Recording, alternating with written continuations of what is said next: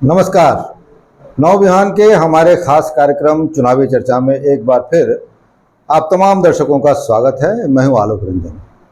दर्शकों, जैसा कि आप देख रहे होंगे कि हमारे साथ आज चुनावी चर्चा में बातचीत करने के लिए युवा फायर ब्रांड नेता जयराम महतो जी हमारे साथ मौजूद हैं।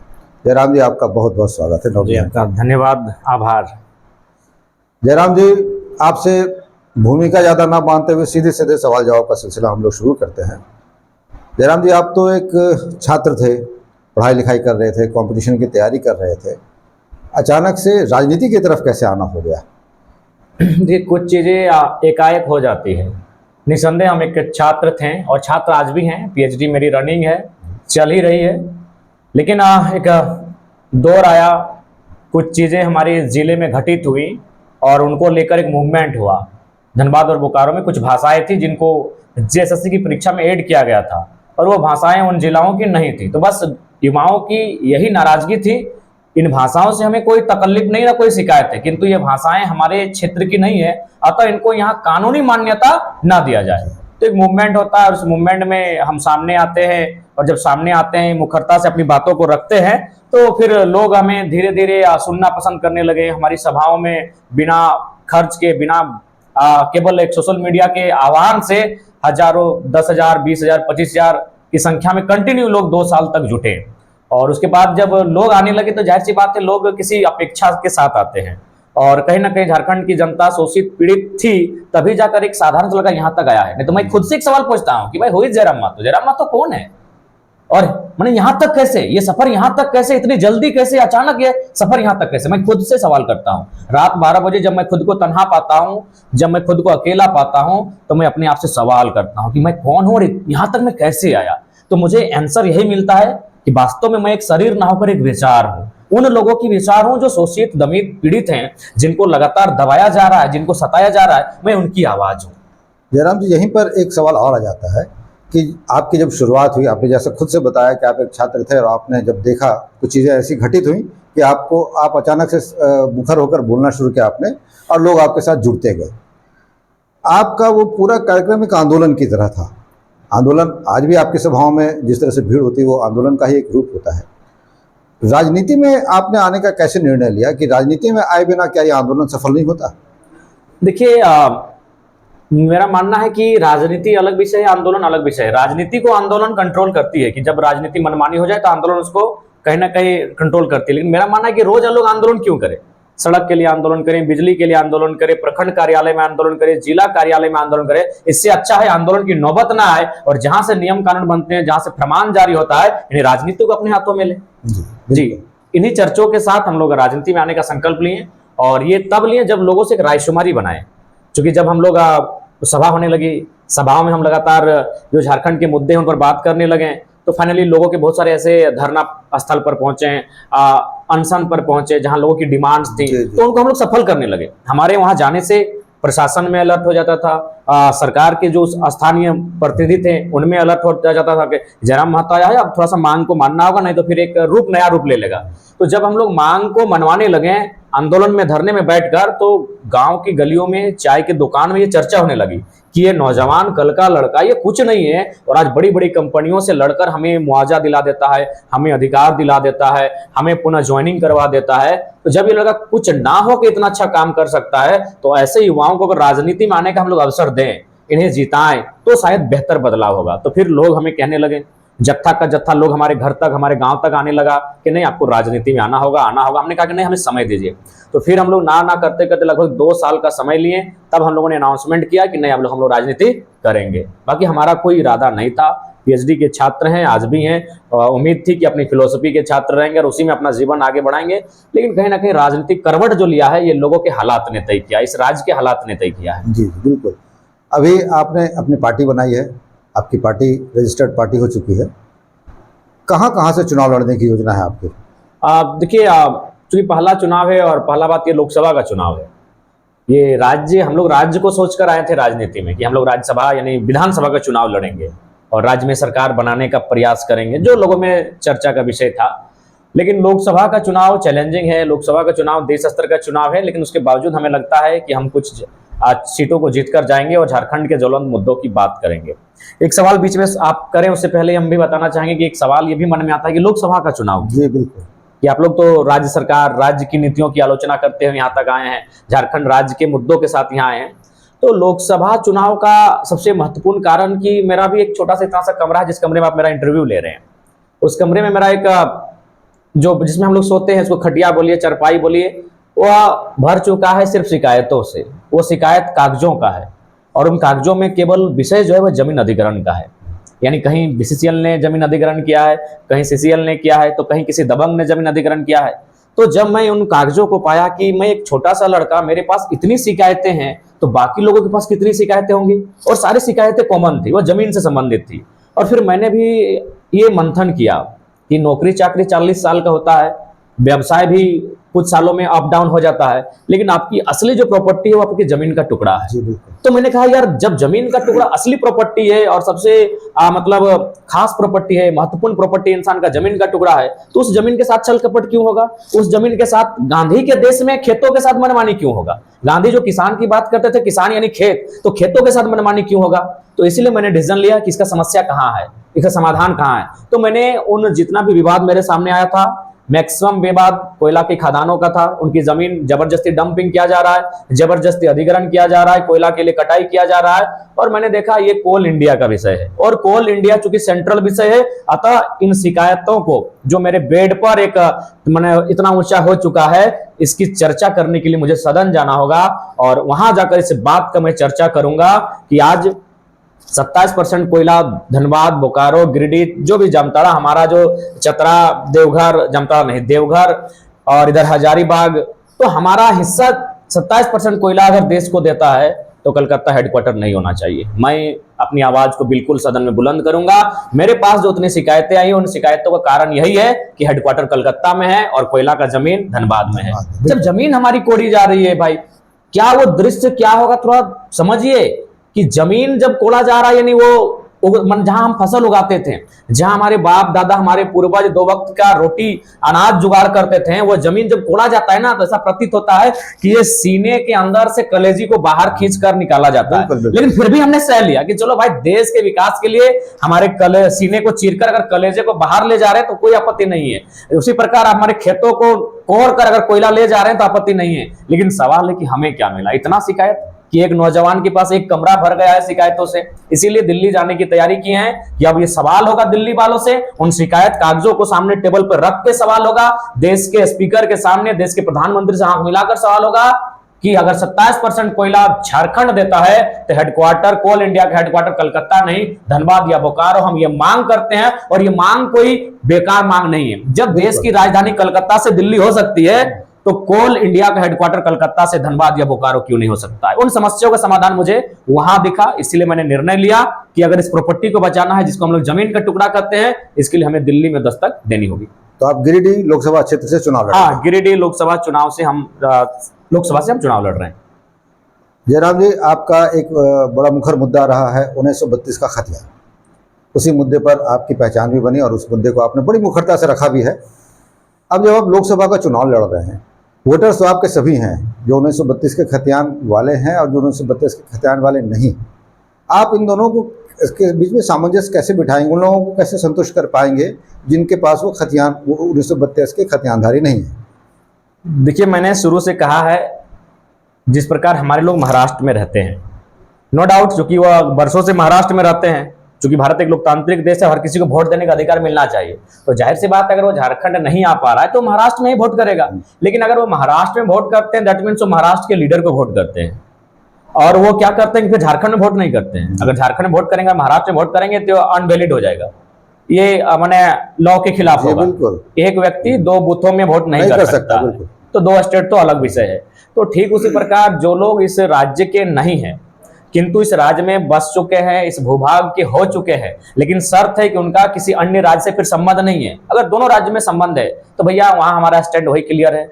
लेकिन अगर दोनों राज्यों में ना संबंध हो के उनका केवल झारखंड में ही संबंध रहा, तो इसको प्रमाण करेंगे, वो इसकी स्पष्टीकरण देंगे, अपने आप को प्रमाणित करेंगे, हाँ हम इसी राज्य के हैं। ऐसे तो बहुत सारे लोग हैं जो कि यहाँ पर आके यहीं के हो गए, यहीं के बस गए। देखिए, ऐसी परिस्थितियां हैं तो भारत बंधुत्व का देश है और झारखंड के लोग भी सरल स्वभाव। आप, मेरा सवाल है कि आप इन लोगों को आप कैसे संतुष्ट कर पाएंगे? देखिए, क्योंकि इन लोगों को लगता है कि आप उनके विरोध में हैं। नहीं, देखिए, हम विरोध में कि नहीं है। अगर रोजी रोजगार की बात आएगी, बिल्कुल रोजी रोजगार एक अनुपात में हर किसी का अधिकार रहेगा। अगर हम तो बार बार कहते हैं कि 75% निजी कंपनियों में हमारा हो, 25% रहे बाकी गैर झारखंडियों का। तो रोजी रोजगार की बात तो आएगी, वो गैर झारखंडी कैसे हुए अगर वो यहाँ आकर बस गए और उनका कहीं से संबंध नहीं, नहीं? अगर गैर झारखंडी होंगे, अगर उनका अपने पुश्तैनी गांव से संबंध है तो वो गैर झारखंडी होंगे।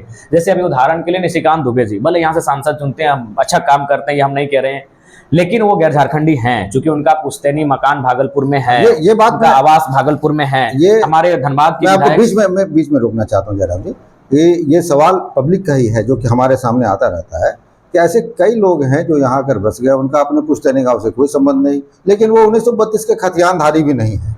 वो यहाँ आकर रह गए, यहीं के हो गए, यहीं पर बस गए, यहीं की वेशभूषा, यहीं की बोलचाल उन्होंने अपना ली। तो ऐसे लोगों को आप कैसे संतुष्ट करते हैं? देखिए, जहाँ तक ये सवाल है, मैंने शुरू से कहा है, अपने तमाम वीडियोज में भी, अपने स्टेटमेंट में कहा है कि अगर ऐसे लोग हैं जो इस भूभाग में बस गए हैं, रह गए हैं और उनका अपने भूभाग से नाता टूट चुका है, तो उन पर एक सर्वे होगा, एक सर्वे की टीम तैयार होगी और उस टीम के माध्यम से उनका एक रिपोर्ट कार्ड प्रस्तुत किया जाएगा। उसके आधार पर उनके साथ हम लोग जाएंगे। जी, बहुत अच्छी बात। एक जो सवाल यहाँ पैदा होता है, झारखंड मुक्ति मोर्चा के लोगों से आपका बिल्कुल मुखर विरोध सामने अब दिख भी रहा है, मंच से भी आप काफ़ी मुखर विरोध आप अपना प्रकट करते रहते हैं। कई लोगों का मानना है कि आप भाजपा की बी टीम के रूप में आए हैं। ऐसे लोगों को आप क्या जवाब देना चाहिए? नहीं, देखिए, ये गलत बात है। अभी भारतीय जनता पार्टी के भी बहुत सा विषय हैं जिन पर मैंने मुखर होकर आलोचना किया है, और जो वर्तमान के सांसद हैं वो तो एनडीए के ही दल के हैं, तो वो केवल एक भ्रम फैलाया जाता है। मैं उन तमाम राजनेताओं के खिलाफ मैंने मुखरता से बोला है जो इस राज्य के विकास में अवरोधक बनकर बैठे हैं, जो इस देश के विकास में अवरोधक बनकर बैठे हैं। मैंने उन तमाम मुद्दों पर बात किया है। बिल्कुल, आप मेरे किसी भी वीडियोज में जाकर देख सकते हैं। मैंने हमेशा, जबकि मैंने तो ये भी कभी कभी कहा है कि आज तो बड़ा दुर्भाग्य लगता है कि सच में भारत देश को अंग्रेजी में INDIA इंडिया ही है या फिर ADANIA अडानी बन चुका है। तो ऐसा नहीं है। मैंने जो चीजें मेरे आसपास घटती हैं, जो गलत है, मैंने गलत का विरोध किया है, चाहे वो केंद्र की सरकार की योजनाएं हो या राज्य सरकार की योजनाएं हो। तो आप भाजपा की बी टीम नहीं है?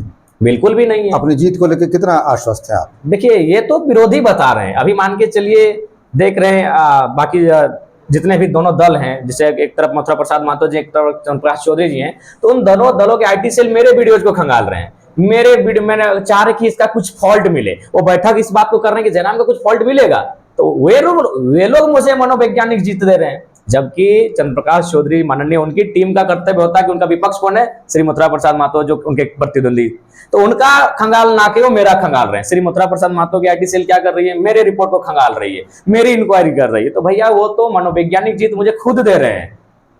अगर आप वे उनके बड़े लीडर भले इनकार कर जाते हैं, लेकिन उनके जो IT सेल है, उनके जो मीडिया प्रभारी हैं, वो तो मेरे पीछे लगे हैं। जबकि हम तो भाई कहीं कुछ है ही नहीं अभी राजनीति में, तो हमारा तो कुछ फॉल्ट आपको मिलेगा नहीं। उसके बाद आप बड़े इत्मीनान से खोजिए, आप जितना खोजेगा हम उतना मजबूत होंगे। आपने जैसे अभी अपने इंटरव्यू के बीच में ही कहा था कि मैं खुद से सवाल पूछता हूं कि जयराम महतो कौन है, तो आपको ये जवाब मिला कि जयराम महतो कौन है? मिला। मुझे ये जवाब मिला जब मैं रात के अंधेरों में, अपनी तन्हाई में, जब मैंने शरीर से आधे वस्त्र उतारकर जब शयन कक्ष में निंद्रा की अवस्था में जाने वाला ही होता हूं, तब इस सवाल का उत्तर मुझे मिलता है। ये सवाल का उत्तर मिलता है, मैं गरीब गुरबों की आवाज़ हूँ, मैं झारखंड के शोषित वंचित पीड़ितों की आवाज़ हूँ, जिनकी आवाज़ अब तक कोई बढ़ने से इनकार कर रहा था। बिल्कुल इनकार कर रहे थे। इसलिए इनकार कर रहे थे कि मैंने स्पष्ट कह दिया कि इन बहुत भाषणों में लोग कहते हैं कि आप इतने क्यों नाराज चलते हैं, क्यों इतना क्लास लेते हैं राजनेताओं की। मैंने कहा, उनसे मेरी कोई शिकायत नहीं है, वो भी इंसान है, मुझे कोई शिकायत नहीं है, लेकिन मुझे इस बात की तकलीफ है कि वो मेरे वोट से जीत कर गए और व्यापारी क्यों बन गए। आज ये लोग केवल अपने व्यापार के साम्राज्य को बचा रहे हैं। चाहे वर्तमान सांसद की बात कीजिए या फिर संसद के जो विपक्ष के भी प्रत्याशी आ रहे हैं, ये केवल अपने व्यापार को, अपने साम्राज्य को, अपने धन दौलत का जो साम्राज्य फैलाए हैं उसको बचा रहे हैं। सबका, किसी का किसी अदर स्टेट में कंपनी, किसी का विदेशों में कंपनी, और सब हर जगह अपने अपने बेटे को कारोबार में लगा के बैठे हैं। तो उस बात का हमें तकलीफ है। वोट हमने आपको दिया, आपने हमारे चिंता ना करके अपने बेटे को डायरेक्टर बना दिया, अपने बेटे को 2 कंपनी का टर्न ओवर दे दिया कि आपको टेक ओवर घर बैठ के करना है। तो हमें इस बात की उनसे तकलीफ है।